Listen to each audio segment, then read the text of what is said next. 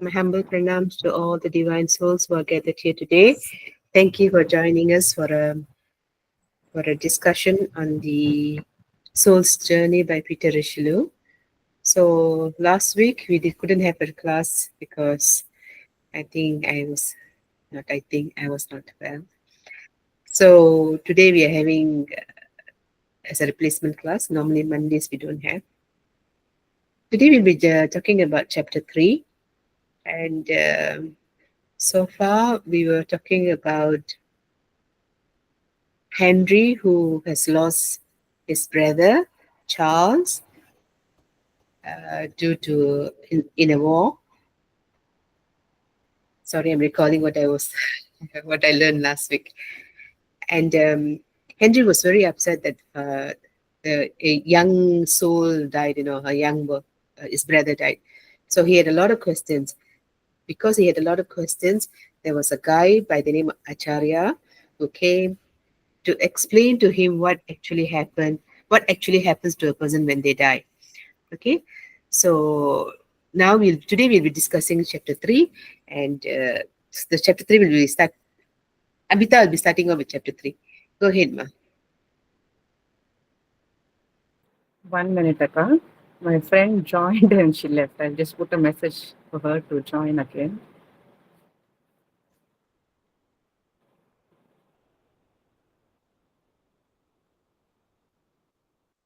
Okay. Uh, Good evening to everyone present here. Thank you, Cosmic Shifters, PSSM, Patriji, and the Divine for guiding us to choose this book. Thanks to Mr. Joshi, uh, who recommended this book. So, as Tilaka was saying, we were uh, looking into the first two chapters of this book, Soul Journey by Peter Richelieu, where Henry loses his brother Charles in a war, and he had a lot of questions. And Mr. Acharya, who is a monk from northern India, has visited Henry, uh, even though his questions was only within himself. But this person has arrived in his life to answer all his questions. So what he says to Henry is, I will start from the beginning and give you all the knowledge about the soul, how it evolved, how it started, and all those things. And in the first two chapters, we saw about how uh, the soul has started from mineral kingdom, then it moved to plant kingdom, then it moved to animal kingdom. So from in the plant kingdom and the animal kingdom, it was in group consciousness. So once the lessons are learned in the group consciousness, once the ego is ready, once it becomes an individual soul, individual ego, individual consciousness, that's when it can enter the human body. And once when the fear of human relieves, that once the wild animals are domesticated, when they become close to animals, and they realize that humans are not harmful, and the highest evolution happens in the human kingdom as a superhuman, where one touches the divine, when one becomes a super consciousness. So, as the animal from the animal kingdom, as they enter into the human kingdom, they still have certain animal instincts. That's what we saw in the chapter 2. And in chapter 2, we also saw about the astral plane, mental plane, causal plane, etheric body, which is there along with our nervous system, and how etheric body, energy body plays an important role along with the physical body. And to get into the Earth planet, we need a dense body, which is physical body, along with the mental body, astral body, emotional body, etheric body. And now we are in chapter 3, where we go in depth what happens after the death, that is in the astral plane. So once the body once the soul leaves the body, it gets into a place called purgatory. Purgatory is a place, there's a word in Bible where the good souls go to heaven and the bad souls go to hell. It may be true, it may not be true, but purgatory is a place where the not so good souls or the bad souls, which has done harm to all, I mean, to the other consciousness, they have to go through to this place. It may be called heaven or hell, but this place is where they get refined, where they go through uh, a place of fire, okay, where they're burnt, where all their evil is burnt, where their whatever pain they caused, as per the law of cause and effect, if, with knowing or without knowing, with the animal consciousness or the group consciousness, whatever they caused knowingly or unknowingly, they have to pay back in this purgatory. They have to go through that for certain, though it is only for few days or a few weeks, it may look like eternal. Okay, so they've given three scenarios where examples of how the suffering happens in the astral plane, that is in the purgatory. Okay, example, one person, he's a drunkard. When he was in the physical body, you know what happens to a drunkard when it goes beyond a limit? The family suffers, his body suffers, his wife suffers, his children suffers because he doesn't provide for the family, and the entire family gets uh, goes in vain because of a drunkard. So what happens is, even after leaving the physical body, this drunkard, that consciousness is still there, that desire for drinking is still there, but it needs a physical body to have that sensation, to have the drinking result. So in the astral plane, what happens is, in the physical body, it is only one part of 100 the desire happens. When it goes to the astral body after the death, desire becomes manifold. So that is why they say hell is a torture. Purgatory is not called a hell, but it's a place where your desire gets, how do you say, manipulated, or it becomes multifold. Okay, so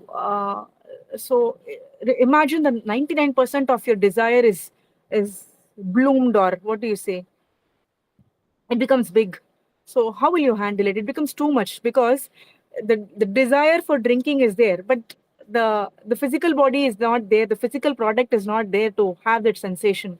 The drunkard will go to the place where he used to drink, or see his friends who used to drink. He can only smell it, but he cannot drink it. So it becomes like a hell, right? When you have the food in front of you, but you cannot eat because you don't have a physical body. So it's such a torture for the soul. And finally, what they do there is they educate the soul. This is what they are going through. Okay, when they so the soul will learn that this is what is happening for them, but they cannot escape that karma, that cause and effect karma. They have to go through that, and then they will come out of the desire. Okay, so even though they come out of the desire, again when they come back to the physical body, this the desire is still succumbed in them, and there's a free will whether to do it again or not. Okay, if they do it again, again they learn the lesson. They go through the purgatory again till they come out of the non-desire state, because the ultimate law of nature is it wants the human to go into the highest self, to evolve, the human to evolve to the highest self. So till the the consciousness, the individual ego consciousness leaves its lower desire, they have to go through the again the physical body, the purgatory, to completely come out of that non-desire state. Okay, this is one example. Another example is of a miser. A miser is a person who hoards things, who hoards gold. Okay, he hides gold and he says it's only for me, it's only for me. So what happens is, after his death, even after his death, the same feeling is there, that it's mine, it's mine. But the thing is, he can only tell from the astral body, but he cannot control the people who is coming to get to know about the gold, or who's taking that and using it. Even though he can influence them in the sleep, but people will forget as soon as they wake up. So they will still find out where their gold is, and accidentally or knowingly, they may get to know of the gold, and they will use of it. They will make use of it. So in front of his eyes, gold which he hoarded is used by others. So that's a big pain for him. Then there's a third scenario where a business person who destroys his competitor. Okay, and he boastfully tells that I have done a good for him. Uh, this will help him to come up in his life. Yes, the competitor will go to the minus of his life, but come back again powerfully. So he will tell, see what good I've done to him.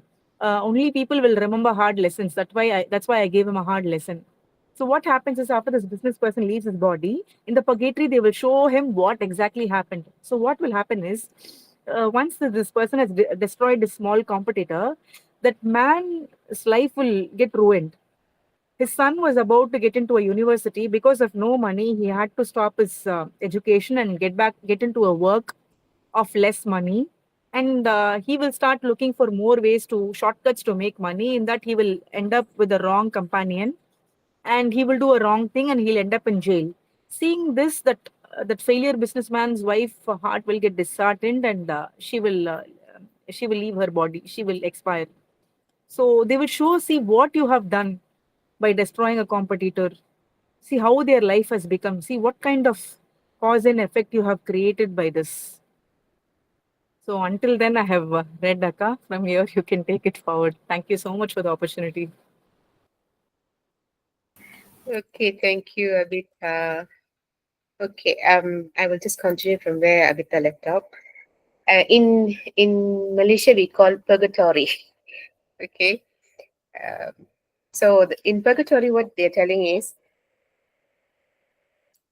you know, to put it in simple word, whatever suffering that you caused while you are attached to the body, while you're living in the physical body, to whoever it may be, your family, your friends, your companion, or your working people, or anybody.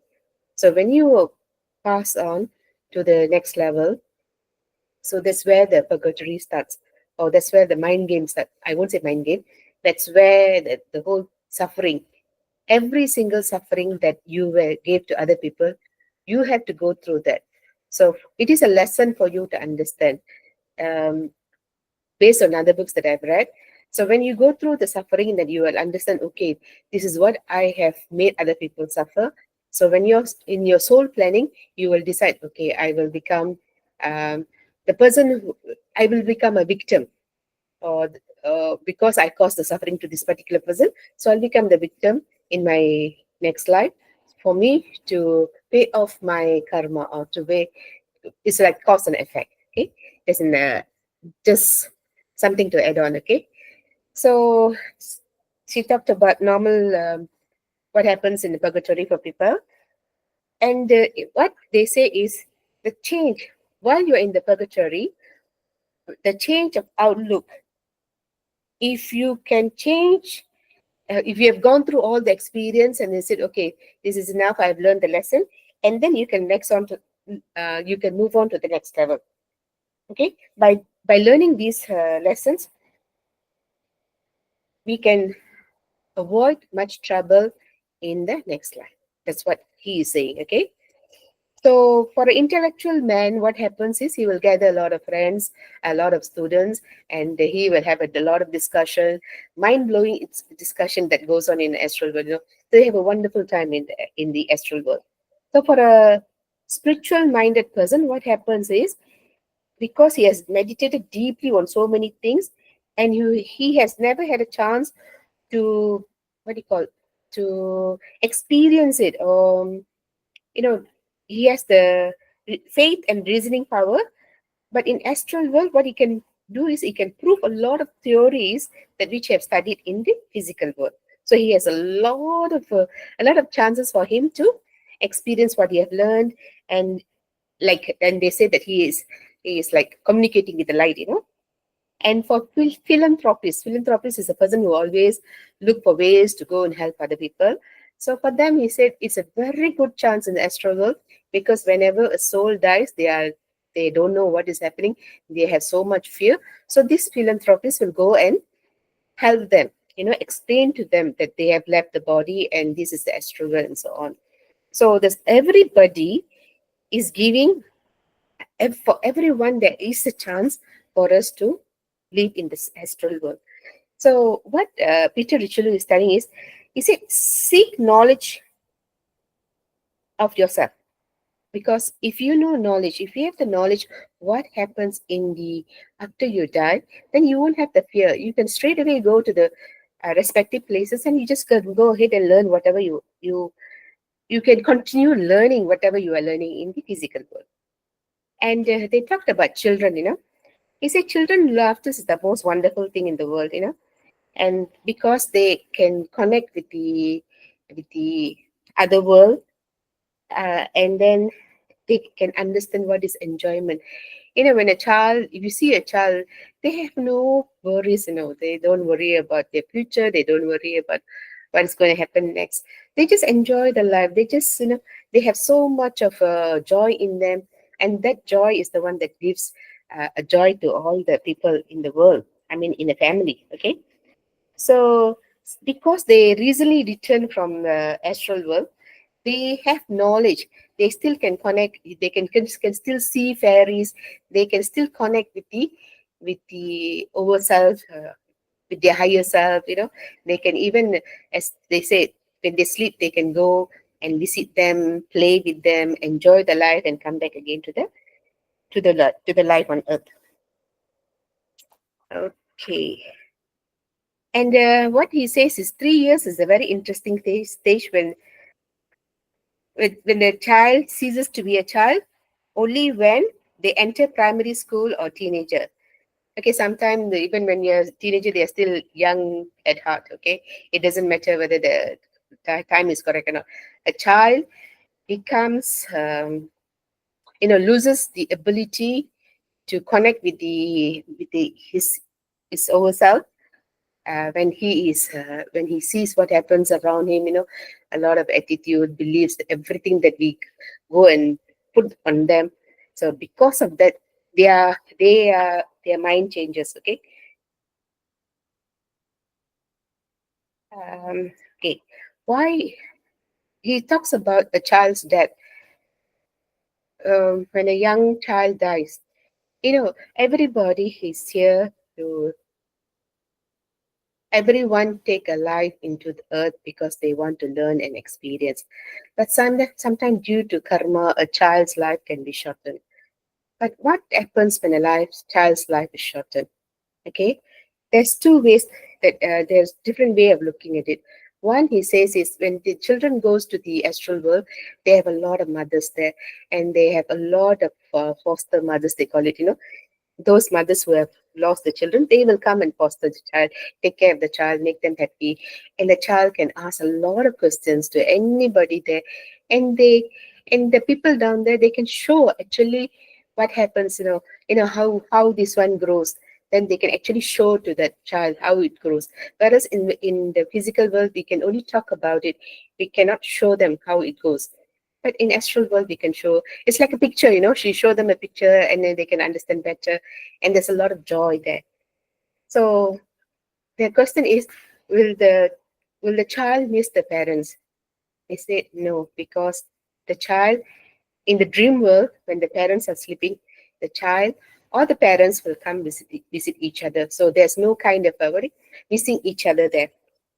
But if he said, if only we understand this knowledge, then we will not have so much of pain in our physical world. I've seen a lot of mothers I've seen one or two mothers who have lost a child when they were very young. And until every year I see a post, and she lost the child 23 years ago. And every year I on that child's death anniversary, she will send a post. I'm missing this child. When I see this, I want to reach out to them, tell them your child has not gone, because he says, when the child leaves you, there's a possibility the same child, the same soul will take birth in your family. So whatever child that you are having now is actually the soul of the same child. Okay, let's look at it in this way. When a man dies, what happens is he will let go of his astral body, emotional body, let go of etheric body, astral body, mental body, and all those things. And then when he takes a reincarnation, his mental body is where all his thoughts and emotion, his feelings and everything is there. And if I'm not mistaken, the same mental body will come. I won't say mental body, consciousness.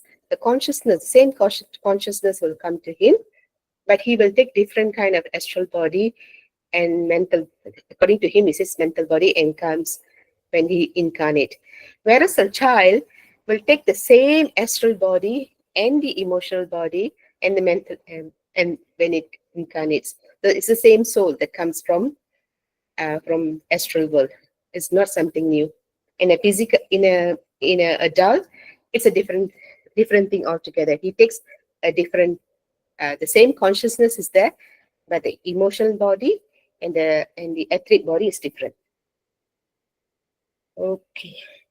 And what happens when a child passes on? He talks about a story of a family, the parents, they were having the son passes away due to they were poor family. He passes away. Let's say I can't remember the age. At 3 years old, he passes on, goes to the astral body.